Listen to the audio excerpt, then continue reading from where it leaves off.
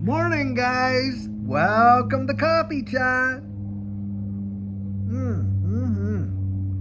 Wow, delicious. Guys, I'll tell you, what a beautiful, gorgeous day it is out here. It is really getting nice and warm again and mild and all that. And I'll tell you what, I cannot wait to get out there and do our walkabouts. Now, those that are new to the channel, you might not know this, but how I started this thing off is I used to actually just go for walks and just share my thoughts and opinions and ideas and all that kind of stuff while I was out on the walk. And I cannot wait to really start doing that. This last winter, boy, it was a whole lot colder.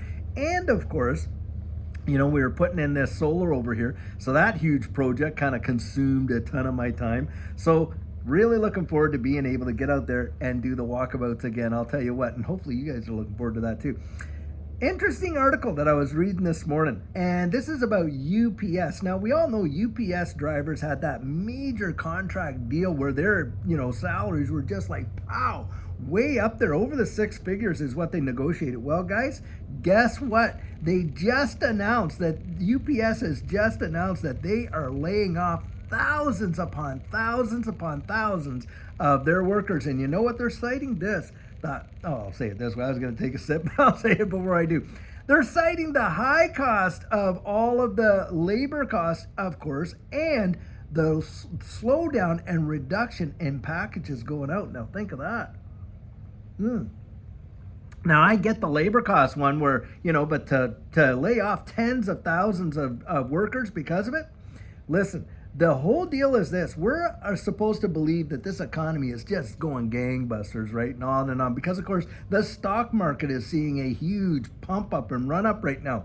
But, guys, that is just absolute, you can't trust that. Why? Think about this. When we were all going back and dealing with this over here, what was happening in the financial world while we saw one of the biggest, get this, one of the biggest bull runs in the history of markets took place at that time. And yet the entire wide world was shut down. I mean, manufacturing, shipping, of course, all the service businesses, your restaurants, theaters, all of that, all the clothes stores, everything was just tight as a drum practically around the wide world. Not just, local and here and this and that. But yet, we saw one of these massive, massive bull runs. And guys, this is the kind of like the contradiction in when you see these things. People think, well, it looks like, the markets are doing really good and on and on and on. And yet the economy is crushing. People aren't buying. You got credit card debt galore. Interest rates are going sky high. And now you're here. And look, didn't we not hear major trucking company going under last year? Supply and logistics, you got Merck's, the container company, saying, hey, the utilization of these containers is down well below 50%. Here you got UPS laying off thousands on thousands of workers and stuff like that. And yet, those are pretty much telltales of what's really going on in the economy, right? Because it's the manufacture of goods and the shipment of it and people doing commerce and things like that. Yet, we're seeing this contradiction with the markets going up. What does that tell you, guys? It tells you that they're absolutely buying the market, doesn't it? I mean, do you think that this money's coming out of thin air? Well, it is coming out of thin air from the Federal Reserve, but I'm saying it's coming from a source. It's not coming out of the consumer's pocket, is it? It's certainly not coming out of all of these big banks and that are literally teetering on absolute failure and literally dipping into the emergency fund that the banks can have access to with the Federal Reserve. So, hey guys, to me, I'm looking at it thinking somebody's buying up this market, and I imagine you and I both know who it is, right? I mean, come on. And this is exactly how they do it every single time. They say it's all quantitative tightening right now. Come on, you look at the balance sheets over there, and you can see that the amount on the balance sheet is just going up, up, up, up. And the thing is this country is getting into debt into the trillions upon trillions every single month. And more than likely, it's the same story with most Western countries around the world. Those that can actually just go out there, turn on their printing presses and just go hog wild. And where are they really getting the money, right? It's from the future, isn't it? They're mortgaging your future. They're mortgaging my future. They're literally destroying the purchasing power of our dollars. And that's just as tantamount of any kind of taxation that there ever was, because they're literally reaching into your pocket and pulling money out by the fistfuls. And of course, they're doing that by destroying the purchasing power of your monetary instrument, aren't they? Yep, that's exactly what's going on. And the thing is this, guys, I only know of a few ways to truly insulate yourself from that.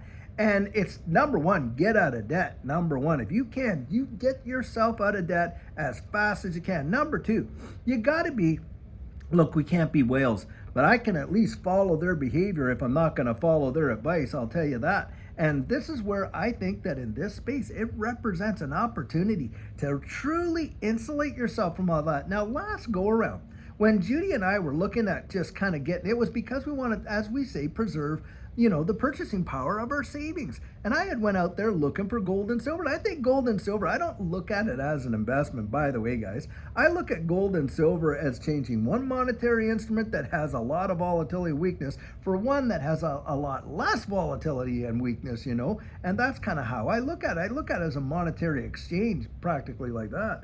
Anyway, so we were out there looking, to secure the purchasing power of our savings. Well, we couldn't get any gold and silver. The Canadian Mint wasn't producing. Where we were normally going to get it, they didn't have any to sell, and on and on and on. So what ended up happening is we fell into this digital asset space. Judy was, watching this guy on YouTube. He had a course and we took the course and on and on.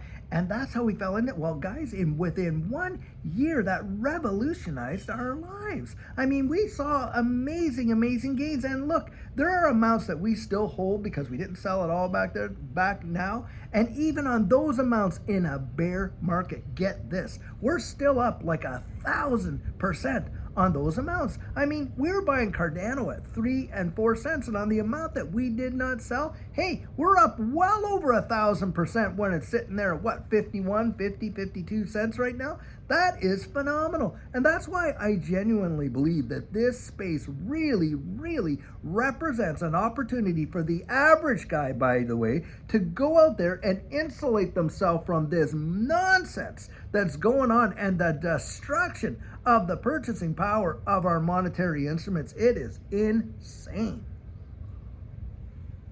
And guys, don't kid yourself. If you think that, oh, well, they're just, if they're just reacting to this stuff, then they got to be the biggest blithering idiots that there ever was walking the face of the earth. But we know they're not. We know that this was done with absolute intention. Look, they didn't shut the whole wide world down over here and then go on a money printing spree like no tomorrow, not realizing the result and impacts it would have on average everyday folks right now. You bet your bottom dollar they knew. They're not just reacting to it. They had a plan in place all along. And guys, this is where they are literally, it's the destruction of the middle class is truly what it is. That's what they're trying to do. I was reading an article where they're talking about, bringing in 100-year mortgages. Did you hear that? Yes, 100-year mortgages. Why? Because home prices are going to be so ridiculous, you're not going to be able to afford stuff, not because the values of the house went up, but because the monetary instrument used to purchase them has just so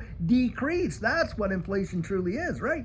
And on top of that, you're going to be looking at generations having to pay those houses off. By the time you bequeath it to your kid, there's still, 50, 60 years left on the mortgage? And they're going to take the next 20, and they'll be thinking, oh, thank goodness, my parents left me a home that I only have to have a 35-year mortgage on. Come on, guys. That is ridiculous. But this is where they come out with, hey, by 2030, you'll own nothing and be happy about it. Yeah, why? How is that possible when they own everything? You see what I'm saying? Guys, this is where I'm telling you, I don't know why, and yet they will FUD this market, they will FUD this space like absolute crazy and try to scare as many people away from it as possible. They'll literally suppress the information and on and on and on they go because, hey, they do not want people really waking up to the realities around them because that would spoil the whole plan, right? And then think about this too.